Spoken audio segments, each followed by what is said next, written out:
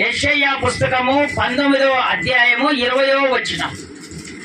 19వ అధ్యాయము 20వ వచనం. ఒక్కసారి చదివి వినిపిస్తారా నానా? అది ఐగుప్తు దేశములో సైన్యములకు అధిపతి యెహోవాకు సూచనగాను సాక్షార్థముగాను ఉండును.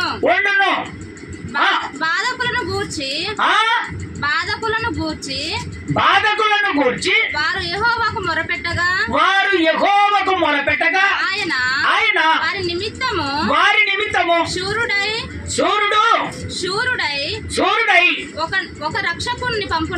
ఒక రక్షకుడిని పంపును. అతడు వారిని విమోచించును. అతడు వాళ్ళను కాపాడుతాడు. ఇది దేవుని వాక్యము. అయితే దేవుడు చెప్తున్నటువంటి మాట ఏంటంటే,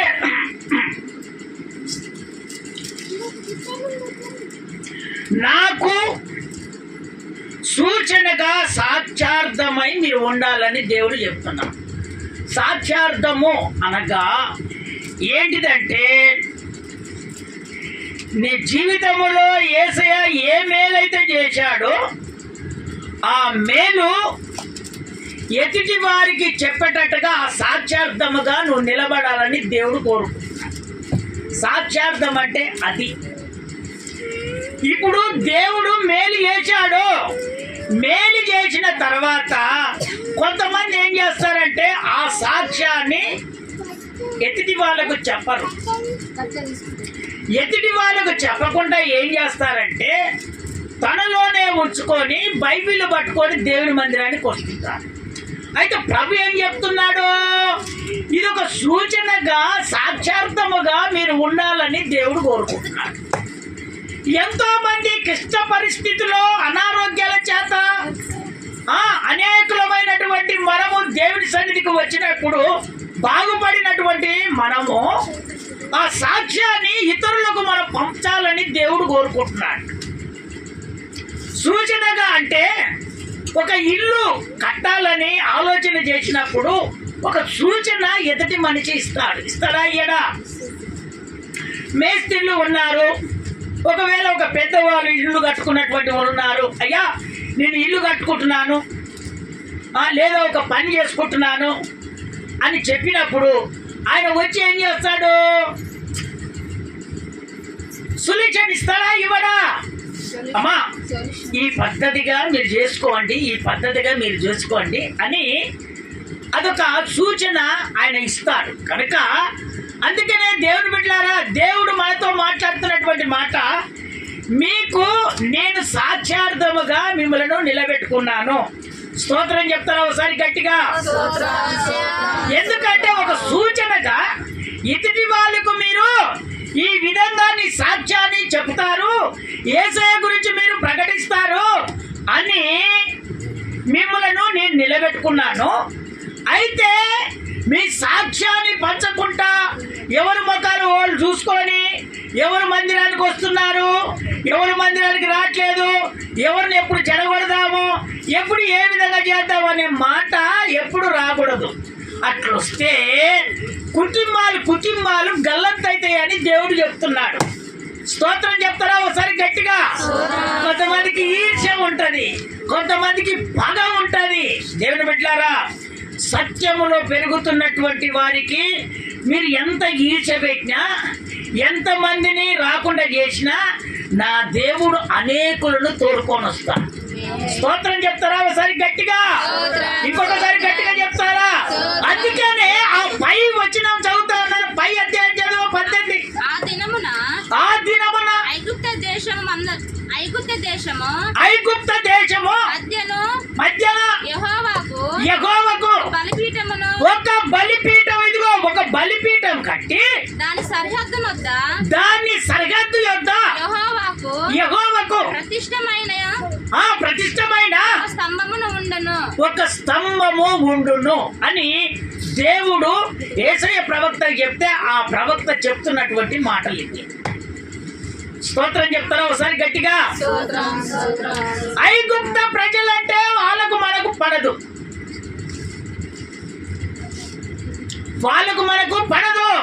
దేవుని బిడ్డలకు దేవుని అంగీకరించినటువంటి వారికి పడుతుందా? వాళ్ళు తిన్నది మనం తినం, మనం తిన్నది వాళ్ళు తినరు.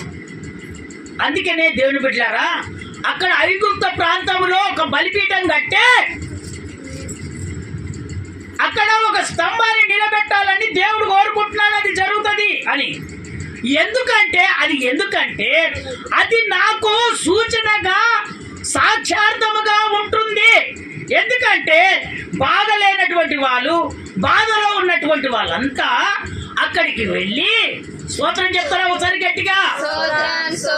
ఈ బాధలన్నీ మొరపెట్టుకున్నప్పుడు ఖచ్చితంగా ఒక సూర్యుని అయి నేను పంపిస్తాను. ఎందుకో తెలుసా? అతడు మిమ్మలను కాపాడుతాడు. స్తోత్రం చెప్తారా ఒకసారి గట్టిగా? అందుకనే దేవుని బిడ్డలారా, సాక్ష్యము నీలో ఉన్నప్పుడు, ప్రభును నీవు అంగీకరించి నువ్వు బ్రతుకుతున్నప్పుడు నిన్ను ఒక సూచనగా, ఒక సాక్షార్థముగా దేవుడు నిన్ను నిలబెట్టుకున్నాడు. మరి నువ్వు చేస్తున్న పని ఏంది? అమ్మా మంచిగా కూర్చున్నాను. నువ్వు చేస్తున్న పని ఏంది? అమ్మా నువ్వు చేస్తున్న పని ఏంది? ఆ ఇంటికి కైలాటం పెడుతున్నారా? ఇది మంచిది కాదు, అది మంచిది అని కైలాటలు పెట్టుకుంటున్నారా? కుటుంబాలు చెడిపోతాయి. మనము దేవుని సన్నిధికి ఎందుకు వస్తున్నాము? ఆయన రాజ్యంలో చేర్చబడాలని, ఆయన మహాకృపను బట్టి మనల్ని బాగు చేశాడు కాబట్టి ఆయన సన్నిధికి వచ్చి ఆయన వస్తాడు. ఆయన రాక కొరకు ఎదురు చూసుకుంటా ఎప్పుడు వస్తే అప్పుడు వెళ్ళిపోయి ఆయన రాజ్యంలో ఉంటే అక్కడ అంత స్వాస్థత ఉండదనే మనం కోరుకునేది. అయితే నిన్ను ఎప్పుడైతే దేవుడు బాగు చేస్తాడో ఇతడి వాడికి ఒక సూచన నువ్వు ఇవ్వాలని దేవుడు కోరుకుంటున్నాడు. ఒక సాక్షార్థముగా నువ్వు నిలబడాలని దేవుడు కోరుకుంటున్నాడు. ఒక స్తంభముగా ఇప్పుడు పాట పాడాం. ఒక స్తంభముగా నన్ను నిలబెట్టు మందిరంలో, ఒక సాక్షి బిడ్డగా నన్ను నిలబెట్టు అన్నావు. దేవుడు నిలబెట్టాడు, కానీ నీ సాక్ష్యం నువ్వు పంచట్లేదని దేవుడు చెప్తున్నాడు. స్తోత్రం చెప్తారా ఒకసారి గట్టిగా? ఇంకొకసారి గట్టిగా చెప్తారా? అదే యెషయా పుస్తకం 30వ అధ్యాయం 8వ వచనం చదువుతారా నాన్న? చిరకాలము వరకు నిత్యము సాక్షార్థముగా ఉండాలంటే చిరకాలం, రాబో దినములలో ఇగో వచ్చేస్తుంది. రాబో దినములో యేసయ్య వస్తాడు. చిరకాలము వరకు నిత్యము సాక్షార్థముగా ఉండునట్లు నీవు వెళ్ళి వారి ఎదుట పలక మీద నేను రాసి గ్రంథములో లిఖింపుము. గ్రంథములో లిఖింపుము. దేవుడు చెప్తున్నటువంటి మాటలు. దేవుని బిడ్డలారా, నువ్వు వెళ్ళాలి. తెలియను ప్రజలకు చిరకాలము నేను సాక్ష్యార్థముగా ఉంటానని వాళ్ళకు నువ్వు బోధించాలి. వాళ్ళకు ఆ విధంగా తెలియపరచాలి. కొంతమందికి తెలియదు. కొంతమంది మంచిగా అయిన తర్వాత కొంతమంది సాక్ష్యాన్ని పోగొట్టుకుంటారు. ఇతరులకు ఆ సాక్ష్యాన్ని పంచట్లేదు. అందుకనే దేవుడు నిన్ను నిలబెట్టుకుంది. ఎందుకంటే ఒక సూచనగా, ఒక సాక్ష్యార్థముగా దేవుడు నిన్ను నిలబెట్టుకున్నాడు. నేనుండి అనేకులకు ప్రభు వైపుకు రావాలని, ప్రభు రాజ్యంలో చేర్చబడాలని అని దేవుడు నిన్ను ఒక సూచనగా, ఒక సాక్షార్థముగా దేవుడు నిలబెట్టుకున్నాడు. అయితే నువ్వేం చేస్తున్నావు? నీ పని అయిపోయిన తర్వాత, నువ్వు బాగా అయిపోయిన తర్వాత వాళ్ళకు సూచనగా, సాక్షార్థముగా నువ్వు నిలబడట్లేదు. నువ్వు చేసే పని ఏంటంటే మొట్టమొదట ఎదుటి వాళ్ళతో మాట్లాడటం. ఇంకోటి ఏం చేస్తారంటే దేవుని వాక్యము పంచుతున్నప్పుడు వాళ్ళ దిక్కు ఒకరు, వీళ్ళ దిక్కు ఒకరు, ఇవన్నీ చూసుకుంటే మనం ఆశీర్వదించబడము. దేవుని దగ్గర మనం మేలు పొందుకోము.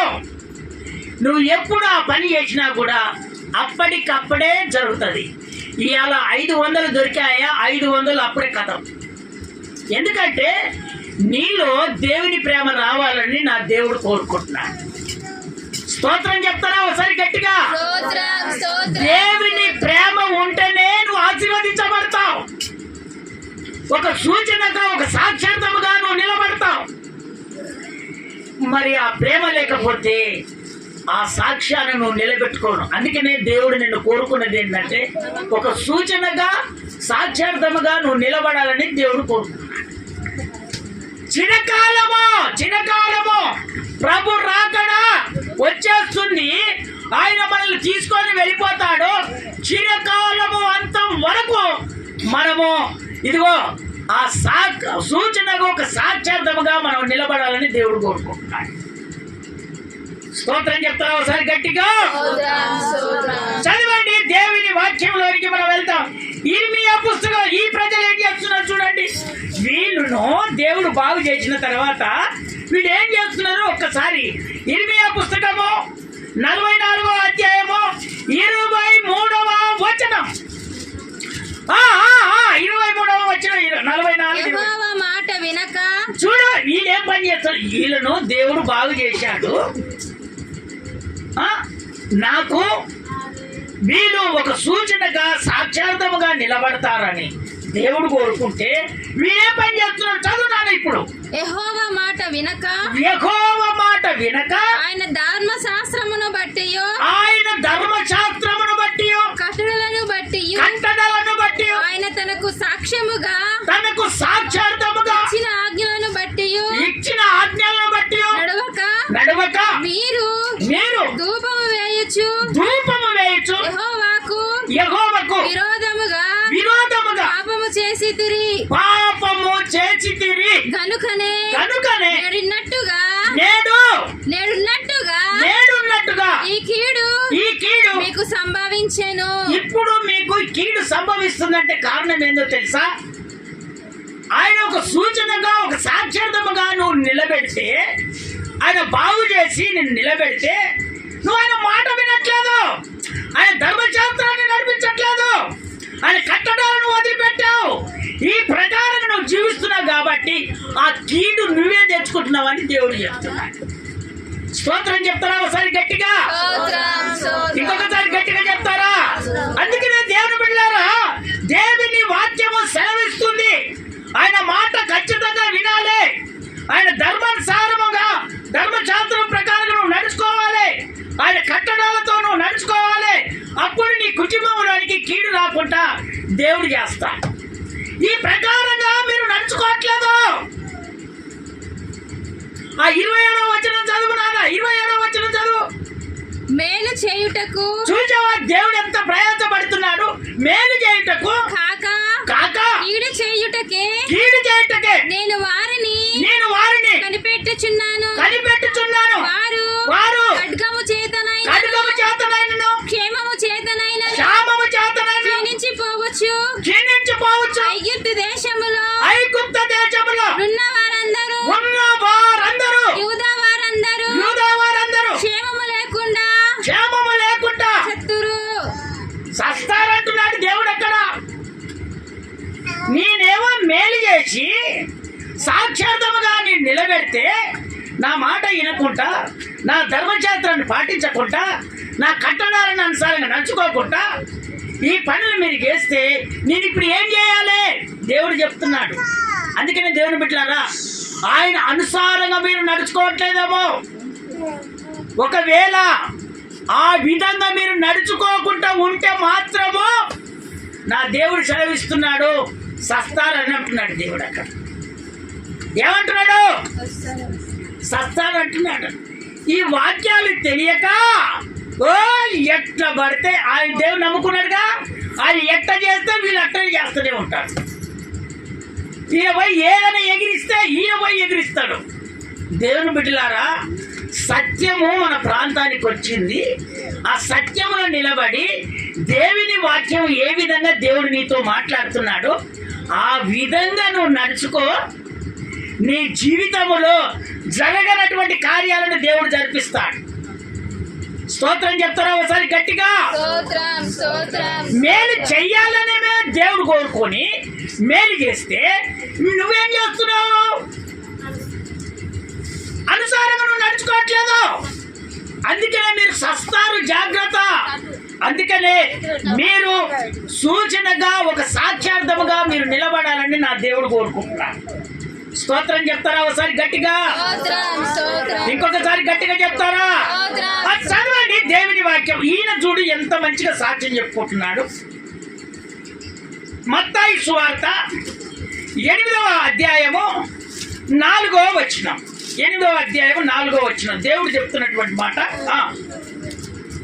అప్పుడు యేసు ఎవరితోనూ ఏమియు చెప్పకు సుమి. చూడు, ఎదుటి వాళ్ళతో ఎవరికి ఏమి చెప్పకు సుమి. కానీ నీవు వెళ్ళి వారికి సాక్షార్థమై నీ దేహమును యాజకునికి కనుపరుచుకొని మోషే నియమించినటువంటి కానుక సమర్పించమని వానితో చెప్పాడు. స్తోత్రం చెప్తారా ఒకసారి గట్టిగా? ఇప్పుడు 2వ వచనం చదువు నాన్న. 2వ వచనం చదువు. ఇదిగో కుష్ఠరోగి వచ్చి ఆయనకు మొక్కి ప్రభువా నీకిష్టమైతే నన్ను శుద్ధినిగా చేయగలవలెను. నీవు శుద్ధినిగా చేయగలవన్ను. అందుకాయన చేయి చాపి వాని ముట్టి నాకిష్టమే నీకు ఇష్టమైనప్పుడు నాకెందుకు ఇష్టం లేదు? నాకు ఇష్టమే. నీవు శుద్ధుడవు కమ్మని చెప్పగా తక్షణమే వాని కుష్టి రోగము శుద్ధిమాయెను. వెంటనే శుద్ధుడైపోయాడు. ఆ కుష్టి రోగం అంతా పోయింది. స్తోత్రం చెప్తారా ఒకసారి గట్టిగా? ఇంకొకసారి గట్టిగా చెప్తారా? అప్పుడప్పుడు ఒక ఆయన మన దగ్గరికి వచ్చేది. ఎవరు ముట్టుకోకపోయేది. కొన్ని దినాల పాటు మన మందిరంలో ఉండేది. ఇట్లవా నీళ్ళు ఏమంటే ఎవరు తాగపోయేది. ఆయన పట్టుకున్న ఎవరు తాగపోయేది. ఇప్పుడు చక్కగా పని చేసుకొని బ్రతుకుతున్నాడు. స్తోత్రం చెప్తారా ఒకసారి గట్టిగా? ఇంకొకసారి గట్టిగా చెప్తారా? నీవు ఒక సూచనగా, ఒక సాక్షార్థముగా నువ్వు నిలబడ్డావా? దేవుని బిడ్డలారా, ఇలాంటి వాళ్ళంతా తయారైతారు. నీళ్ళు తాగిన నీళ్లు తాగపోయేది. ప్లేట్లు తినాలంటే తినపోయేది. వింటున్నావా? ఈ విధంగా కుటుంబాలలో బ్రతుకుతున్నటువంటి వాళ్ళు మన మందిరంలో కూడా చాలా మంది అప్రకారంగా చేశారు. దేవుని మహాకృపను బట్టి స్వస్థపరిస్తే ఈరోజు చక్కగా బ్రతుకుతున్నాడు. చేతులెత్తి స్తోత్రాలు చెప్తారా గట్టిగా? ఇంకొకసారి గట్టిగా చెప్తారా? అందుకే దేవుని బిడ్డలారా, నా దేవుడు నీకు చెప్పినటువంటి ప్రకారంగా నువ్వు నడుచుకోవట్లేదు కాబట్టి నీ కుటుంబం ఈ ప్రకారంగా తయారైతుందని దేవుడు చెప్తున్నాడు. నిలబెట్టినందుకు ఒక సూచనగా, ఒక సాక్షార్థముగా నా సంఘములో ఒక మూల స్తంభముగా నువ్వు నిలబడాలని దేవుడు కోరుకున్నాడు. నువ్వు చేస్తున్న పని ఏంటి? అందుకనే దేవుని బిడ్డలారా, నీ సాక్ష్యము ఎక్కడికి పోదు. వింటున్నావా?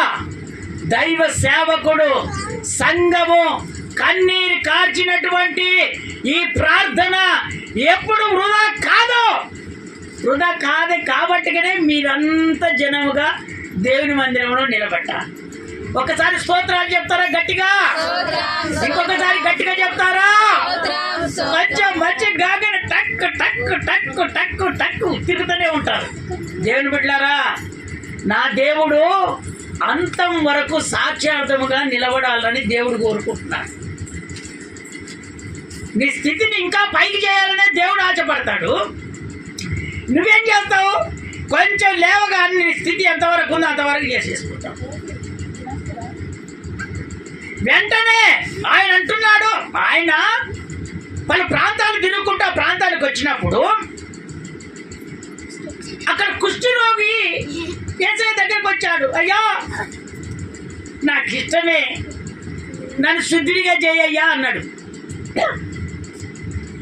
అయ్యా నువ్వు వచ్చేసాయి అని చేయి చాపి దగ్గరికి పిలుచుకొని, అయ్యా నిన్ను బాగు చేయటం కూడా నాకు ఇష్టమే, నేను ఈ ఈ ఈ భూలోకానికి వచ్చిందే మీ కొరానికి, మిమ్మల్ని బాగు చేసి సత్యంలో నిలబడాలని, నీతిమంతులుగా మార్చాలని నేను వచ్చాను.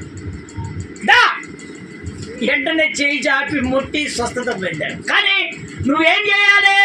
మళ్ళా మాట చదువు నాన్న, 4వ వచనం చదువు, మళ్ళీ చదువు, ఆ మాట చదువు.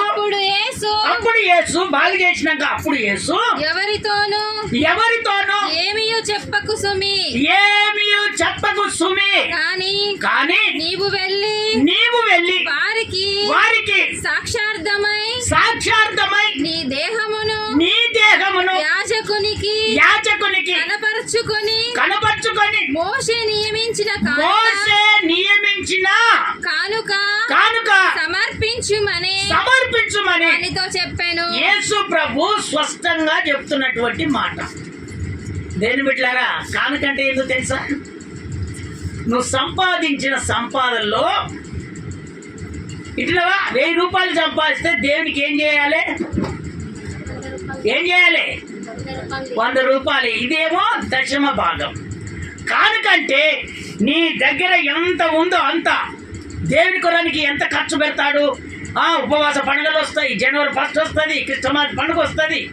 ఎంత అభివృద్ధి కొలది నువ్వు కానుక తీసి గుప్పెట్లు పెట్టి దేవుని దగ్గర పెట్టాలి. నీవు ఆశీర్వదించబడుతూనే ఉంటావు. అందుకనే మోషే మీకు చెప్పినటువంటి ఆ నిర్ణయం ప్రకారంగా ఎవరికి ఏం చెప్పకు. నువ్వు చక్కగా యాజకుడు అంటే దైవ సేవకుని దగ్గరికి వెళ్ళి నీ కానుకను సమర్పించుకో, నువ్వు ఆశీర్వదించబడతానే ఉంటావని దేవుడు చెప్పాడు. అతడు అదే ప్రకారంగా చేశాడు. ఇదిగో అతనిని దేవుడు ఆశీర్వదించడం మొదలుపెట్టాడు. కొంచెం రోగం అంత పట్టుగా స్తోత్రం చెప్తారా ఒకసారి గట్టిగా? అతడు నిలబడ్డాడు, ఒక సూచనగా సాక్షార్థముగా దేవుడి కొరకు నిలబడ్డాడు. అనేకులు వస్తుంటే తన సాక్ష్యాన్ని పంచి దేవుని అతన్ని నా దేవుడు చేశాడు అని. నువ్వేం చేసావు? దేవుని బాగు చేసినాక ఏం చేసావు? నువ్వు ఏదో నాటకాలు చేస్తావు, ఏదో నాటకాలు. బాగు చేయగానే ఏదో నాటకాలు. అందుకనే దేవుని బిడ్డలారా, మీరు జాగ్రత్తగా దేవుని వాక్యం వింటున్నారు.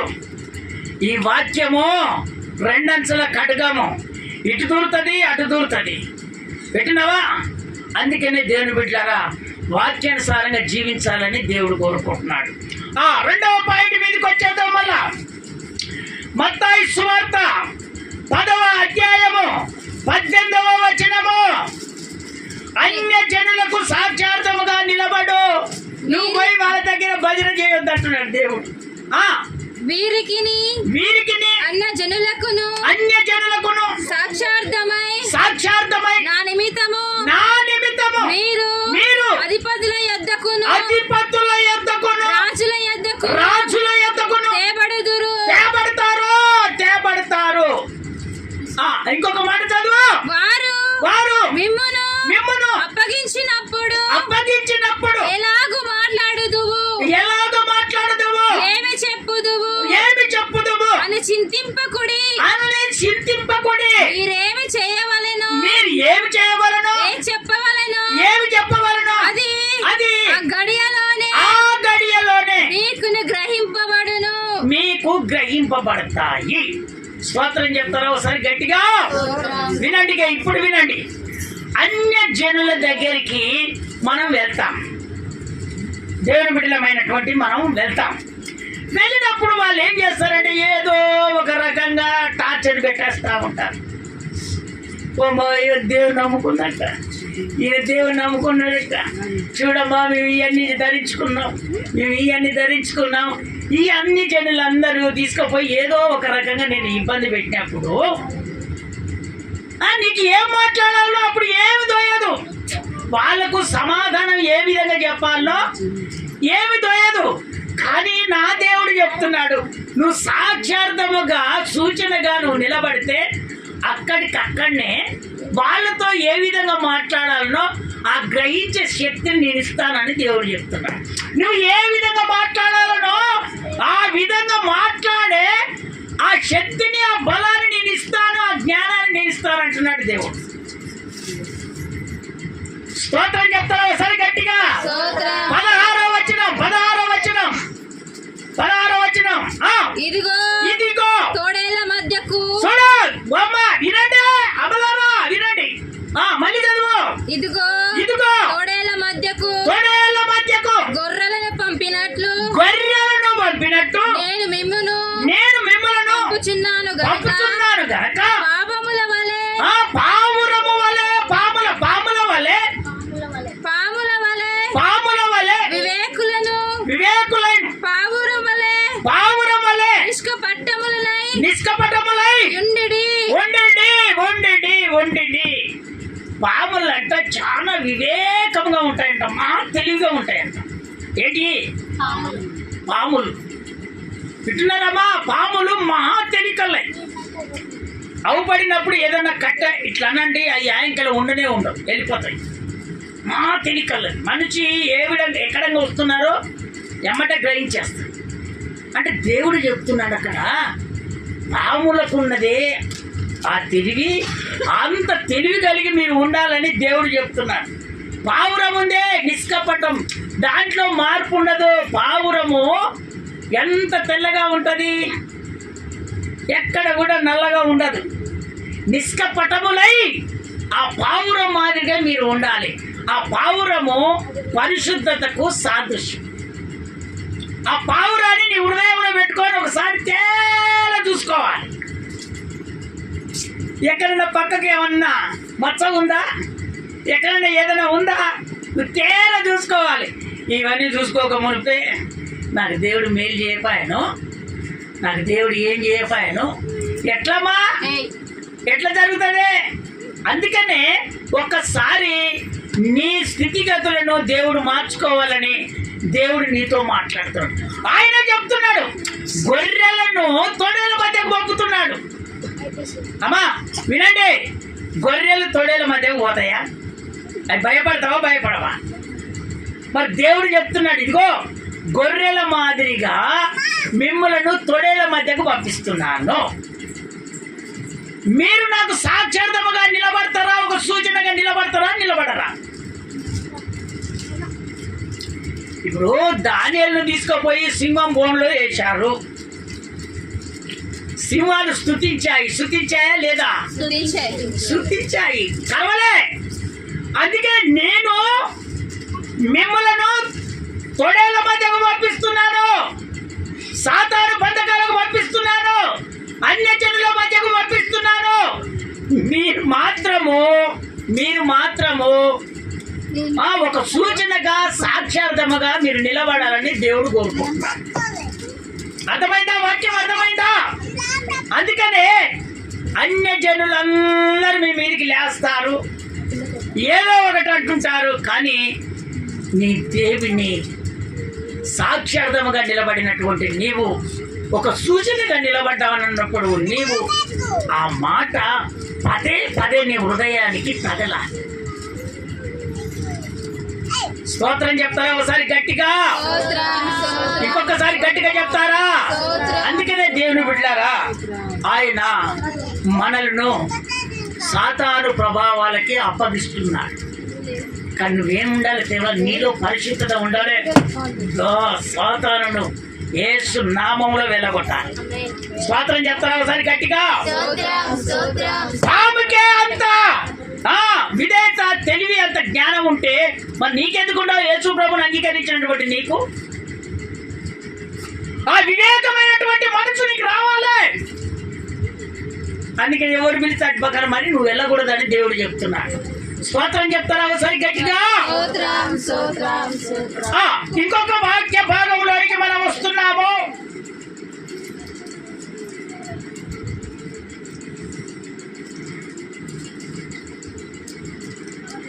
ఎబ్రీలకు రాసిన పత్రిక 3వ అధ్యాయము 5వ వచనం. 3వ అధ్యాయం 5వ వచనం. తల్లులారా 3వ అధ్యాయం 5వ వచనము ఎబ్రీలకు రాసిన పత్రిక. ముందు చెప్పబోవు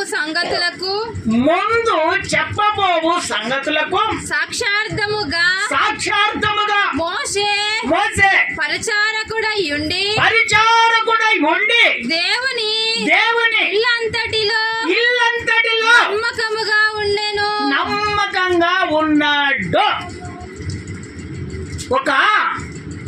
వినండి తల్లులారా, ఏమన్నాడు? ఒక సూచనగా సాక్షార్థముగా దేవుడు ఉన్నారు. ఐగుప్త ప్రాంతంలో దేవుని బిడ్డలు బానిసంగా బ్రతుకుతుంటే నా దేవుడు అక్కడికి పంపించాడు. ఆ సాక్షార్థము ఒక సూచనగా ఏ విధంగా వెళ్ళాడో అదే ప్రకారంగా నిలబడ్డాడు.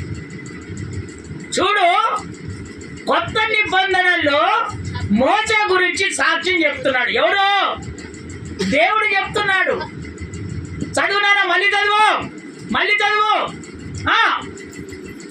అదే మాట మళ్ళీ చదువు. అదే మాట చదువు. ముందు చెప్పబో సంగతులు సాక్షార్థముగా మోషే పరిచారకుడై ఉండి దేవుని ఇల్లంతటిలో నమ్మకంగా ఉన్నాడు. కనుకనే దేవుని ఎద్దట ఒక సూచనగా ఒక సాక్షార్థముగా నిలబడ్డాడు. దేవుడు చెప్పినటువంటి పని చేసి తిరిగి వాళ్ళని తీసుకొని వచ్చాడు. ఆ దేవుని ఇల్లంతటిలో ఒక నమ్మకంగా మోసే ఉన్నాడు. ఆ నమ్మకంగా మనము ఉండాలని నా దేవుడు మిమ్మల్ని కోరుకుంటున్నాడు. ఒక సూచనగా సాక్షార్థముగా మీరు నిలబడాలి. మీకు అనేకమైనటువంటి సాక్ష్యాలు ఉన్నాయి.